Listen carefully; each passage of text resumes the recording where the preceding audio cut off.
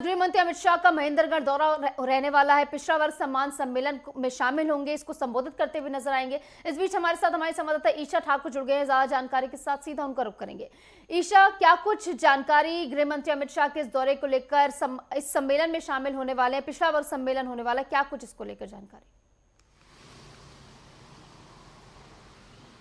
देखिए, हरियाणा विधानसभा चुनाव के लिए समय बहुत कम रह चुका है। अक्टूबर में विधानसभा चुनाव होने हैं और केंद्रीय गृह मंत्री अमित शाह की बात करें तो हरियाणा में 20 दिन में उनका ये दूसरा दौरा है। 29 जून को भी वो पंचकुला पहुंचे थे और केंद्रीय गृह मंत्री अमित शाह है, उनकी तरफ से बीजेपी कार्यकारिणी की बैठक ली गई थी और एक मंत्र दिया गया था। लेकिन एक अहम घोषणा यहाँ पर 29 जून को करके गए थे कि मुख्यमंत्री नायब सिंह सैनी के नेतृत्व में ही ये विधानसभा चुनाव लड़ा जाएगा और अगर बीजेपी सत्ता में काबिज होती है तो मुख्यमंत्री नायब सिंह सैनी ही होंगे। और देखिए, ओबीसी जो कार्ड है यहाँ पर खेला गया था बीजेपी की तरफ से लोकसभा चुनाव से ठीक पहले, और आज ओबीसी समाज के लोगों को ही आज सम्मान समारोह है और पिछड़ा वर्ग का ये जो सम्मान समारोह रखा गया है, इसके जरिए कहीं ना कहीं दक्षिण हरियाणा को साधने की कोशिश बीजेपी की तरफ से की जाएगी।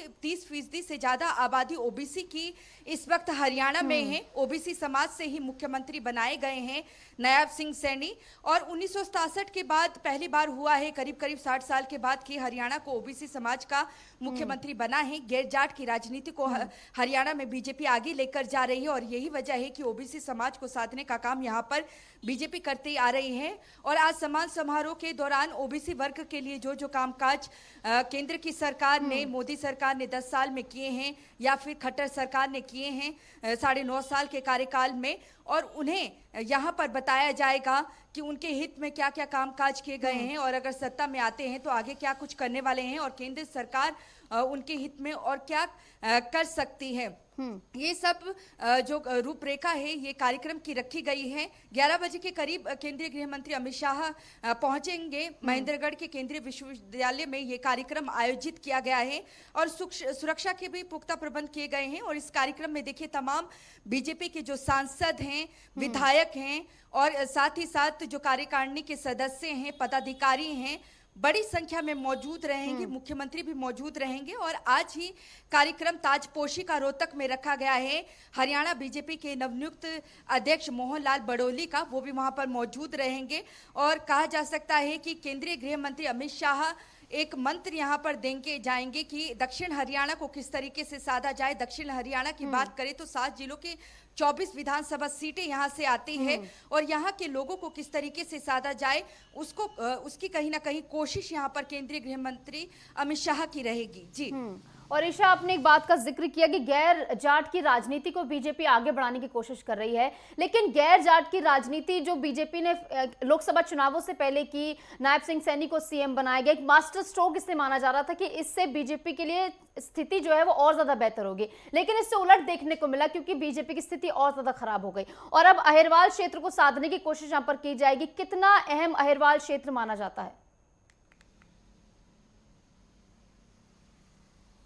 बिल्कुल, देखिए, लोकसभा चुनाव से ठीक पहले ओबीसी का कार्ड यहाँ पर जरूर खेला गया था। और अगर बीजेपी शासित राज्यों की बात करें तो मध्य प्रदेश के बाद, मोहन यादव के बाद नायब सिंह सैनी ओबीसी समाज के दूसरे ऐसे मुख्यमंत्री हैं जिन्हें यहाँ पर हरियाणा में मुख्यमंत्री बनाया गया है और उनके नेतृत्व में ही ये चुनाव लड़ा जाएगा। जो लोकसभा के चुनाव है वो केंद्रीय मुद्दों पर लड़े गए थे और कहीं ना कहीं कांग्रेस की तरफ से ये कहा गया था कि संविधान को बदल देगी भारतीय जनता पार्टी अगर 400 सीट पार कर जाती है, और वहीं धर्म की राजनीति करते भारतीय जनता पार्टी नजर आई थी। और ऐसे में देखिए, और कहीं ना कहीं राहुल गांधी भी इस मुद्दे को हमेशा ही भुनाते हैं कि जो पिछड़ा वर्ग है, खासतौर से ओबीसी समाज, उनकी कहीं ना कहीं बीजेपी की तरफ से और केंद्र सरकार की तरफ से अनदेखी की जाती है। जहां जहां उनके राज्य है या केंद्र सरकार में भी ओबीसी समाज की अनदेखी होती है, भले ही लोकसभा के अन्य अलग मुद्दे हो, लेकिन जो विधानसभा चुनाव है वो हमेशा ही स्थानीय मुद्दों पर लड़े जाते हैं। और जिस तरीके से ओबीसी समाज की अनदेखी का आरोप राहुल गांधी लगाते हैं, उसी का एक जवाब यहाँ पर दिया जाएगा।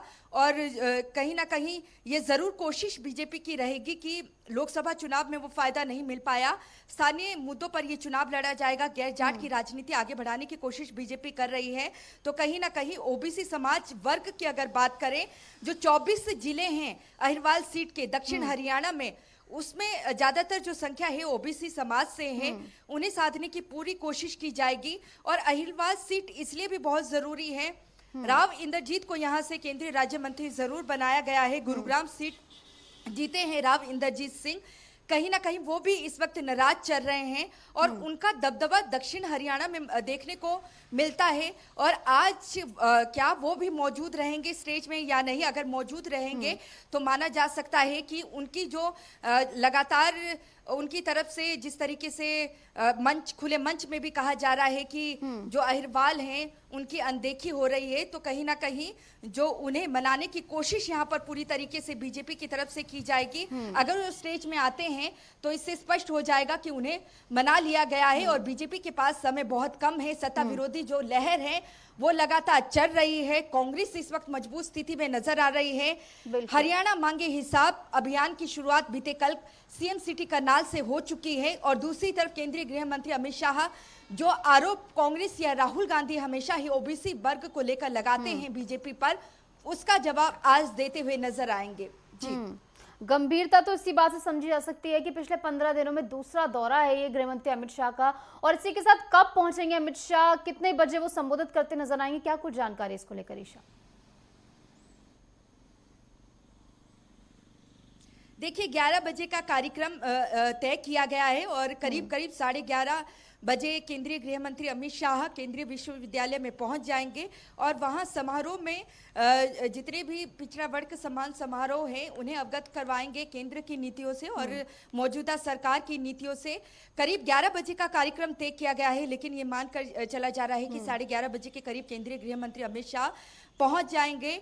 तमाम बीजेपी के नेता वहां पर पहुंच चुके हैं, मुख्यमंत्री नायब सिंह भी पहुंच चुके हैं, इसके साथ प्रदेश अध्यक्ष मोहनलाल बड़ोली भी वहां पर मौजूद हैं, सभी बीजेपी के सांसद वहां मौजूद हैं और अलग अलग जिलों से जो पदाधिकारी हैं वो भी वहां पर पहुंच चुके हैं। और सुरक्षा के लिहाज से अगर बात करें तो करीब 7,000 के करीब 7 जिलों के जो पुलिस बल हैं वो वहां पर लगाए गए हैं ताकि किसी तरीके की अप्रिय घटना ना हो। और हमने देखा है कि कानून व्यवस्था को लेकर भी कांग्रेस कहीं ना कहीं मुखर है और लगातार आरोप लगा रही है कि कानून व्यवस्था लगातार चरमरा गई है हरियाणा में, और यही वजह है कि जो लोग हैं यहाँ पर सहमे हुए हैं।